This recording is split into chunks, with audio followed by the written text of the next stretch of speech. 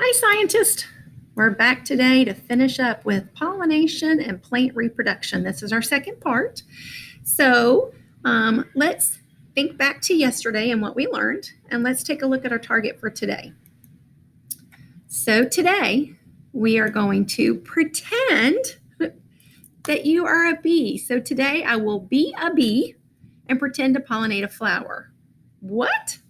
Oh, yes, we are going to be a bee today so that I can understand how and why flowers are pollinated. I will know I've got it when I can explain and demonstrate the process of pollination. So as we look at our picture, and we got so many pictures on here today, but there's so many cool pictures. As we take a look at our pictures, and real quickly, I've got a little bug on our screen there. All right, I got rid of it. I want you to think about this. How do bees, and here's a very interesting looking bee, and bats and butterflies help flowers with the process of pollination? So just take a look real quickly at these pictures. Take a look at our bee.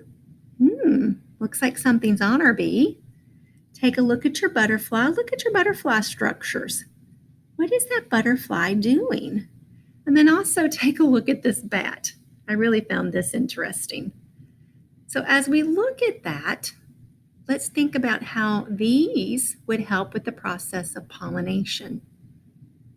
Okay, let's move on. So today we are going back to mystery science. Now remember yesterday I asked you to stop when we got to the part with the flowers.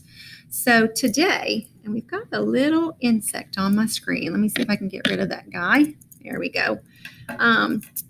Today, we're going to go back to mystery science. We'll fast forward to the part where we left off with yesterday. As you watch, I want you to think about what would you need to do to get your vanilla plants to form seed pods. So yesterday we started a discussion about vanilla plants and vanilla seed pods, and we're going to continue with that. So once again, go to your link in your Google Classroom and let's go back to mystery science. I'll help you get to where you need to be. So just go ahead and click on the screen, but you're going to forward on to where we left off yesterday. Remember yesterday I asked you to stop after you took a look at the bee video, okay? So we got to watch a bee, and we got to watch the bee moving from flower to flower. So today, you might want to just play this part again and listen to it.